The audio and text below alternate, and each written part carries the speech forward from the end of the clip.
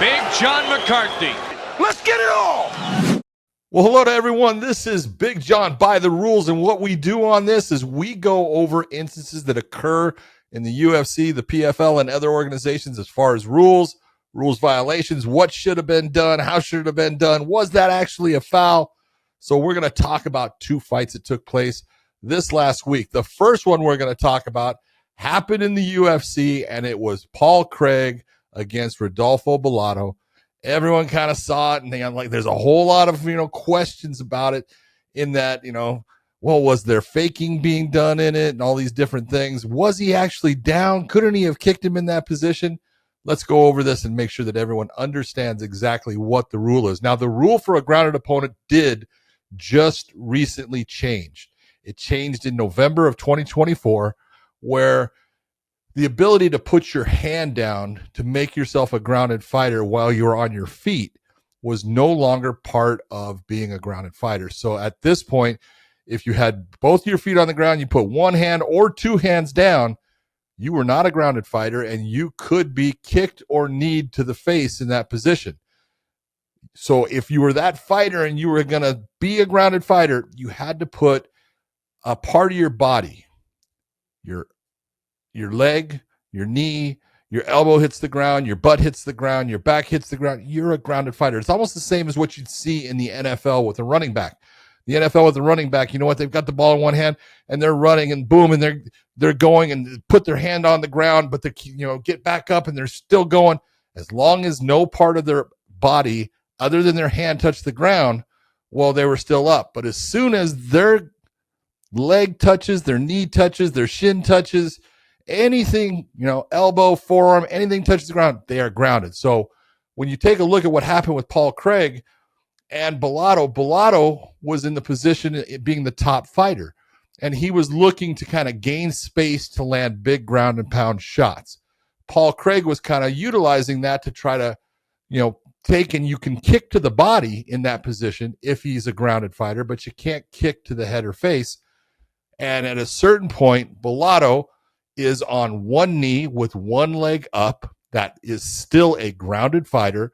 And Paul Craig kicked an up kick to Bellato. It hit him hard. And he immediately kind of, as he's falling, and I always say one of the things the referee needs to look at is what was his first reaction. And his first reaction was he kind of was like, what was that? That's illegal, as he hits the ground. And then he kind of goes out. Kevin McDonald was the referee on it. He called time right away. And he's in this position now where he's looking at one fighter who is laying flat out with his eyes kind of out and closed. And the other one is trying to explain to him that he was legal in what he did because the guy was in this one-kneed position. Paul Craig was wrong. He was not in a legal position to be kicked to the face or head. So in the end, you can take a look at everything, and Rodolfo Bellato is in this position where people are saying that he faked. And many times I've seen a lot of fighters fake. The one thing I will tell you is, if the brain is a complex organism or, piece of equipment that we are all blessed with, but it does different things. And I do agree that he did give that look of, hey, but as soon as his head went back, you can see that he lost the ability to control his body, which means I think his brain did shut off. And it was the way that he came back, that sudden jerking motion, because I've seen it too many times where it kind of tells me that guy went out. And it's the way you can try to do it and fake it. It's not an easy thing to fake. I've seen it too many times where people come back almost in a fighting or flight position. And that's kind of what he did. He even kind of was pushing away on Kevin McDonald, who's trying to tell him, hey, it's okay. We're taking care of this. There's time. Are you okay? Obviously, he couldn't go on, and that was the right call by the doctors. If you had someone who was knocked out in that position, you don't want to put them back in the fight. It's unsafe for them. The health and safety of the fighter is something that you really have to look at and be concerned with. So it was a good call that, the fight couldn't go on. The real question off of that now is, what could be done by Kevin McDonald as the referee? He's got two choices based upon the round that it's in. It's in the first round. It was near the end of the first round. So he's got a choice of, does he believe that Paul Craig intentionally kicked with purpose to foul against Bellato? Or did he accidentally kick him? Or did he kick him accidentally as far as he didn't understand the rule? And I think that's what Kevin went with. He decided, you know what? I don't think the fighter understood exactly the position as far as was the guy's knee on the ground. He didn't see it. He thought he was coming up. And so I'm going to say that it was unintentional as far as the foul. Obviously, he meant to kick, but he was going to say that it was unintentional as far as his reckless action in kicking at the time. It wasn't based on he was trying to foul. It was based on bad timing. And he went with the no contest. The other thing that he could have done is he could have taken and disqualified Paul Craig in that position and made Bellato the winner of it and giving a loss to Paul Craig. So a lot of people, you're always going to get people on both sides. You know, one wants the DQ, one wants the no contest. You're never going to please them all.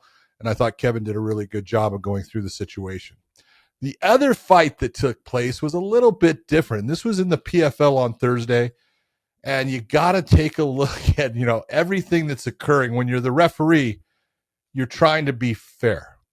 And sometimes it's almost impossible to be that fair to both fighters. But in the fight that was in the prelims, you had Alexi Pergande taking on a good, young, tough fighter in Mike Bardsley. And in that fight, Alexi Pergande was winning the fight. He was doing a really nice job of keeping range, and he was hitting him with good shots and everything. But somewhere, I want to say it was in the second round, that Pergande hit Bardsley with a beautiful combination exactly at the time that Bardsley was kicking. Bardsley actually ends up kicking the groin area of Alexi Pergande. That hits Alexi, and Alexi, as he is striking against Bardsley, you know, throws the combination and then kind of, you know, gives that like, ooh, I got hit in the groin, and kind of looks towards the referee. Well, what happened is the combination landed, and it landed well, and Bardsley was on stanky legs. He was having a hard time keeping himself up as the referee's coming in saying time. As soon as Pergande looks and sees that his opponent is hurt, he's now telling the referee, I'm okay, I want to go.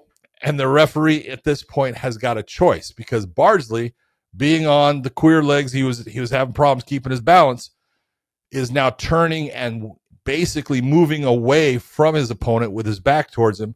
So the referee can't just let Pergande jump back on him. It's not, he called time. He cannot do something that is unfair to either fighter in this position. So he's got to get Bardsley turned back around to do that.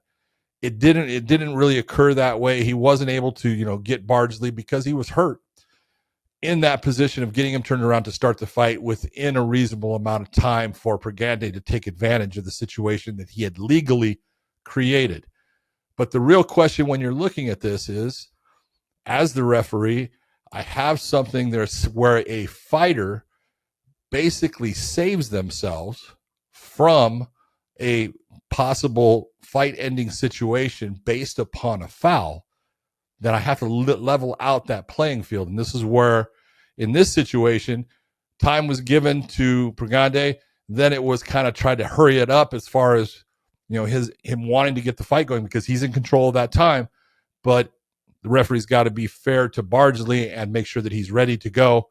Finally, they get it going, and there was no points taken. In this situation, doesn't matter that it was the one-time first groin shot, anything like that. No warning. You gained an advantage of being able to stay in the fight based upon a foul. In this position, the referee should take and assess. Now, he can do it one of two ways. He can assess it by taking more time and going and doing the normal thing of walking the fighter around to each judge and saying 1 point low blow, 1 point low blow, all of that stuff. Or he can do it on the fly, meaning get the fight going. And as soon as he gets the fight going, trying to give Alexi Pergande as much of the advantage that he gained through legal actions in trying to finish the fight, get it going, and then on the fly, tell the judges you're taking 1 point for the low blow and you can do it that way also. It was not done, and that's just, part of learning. We're all, the key to success is failure, and we're all going to fail.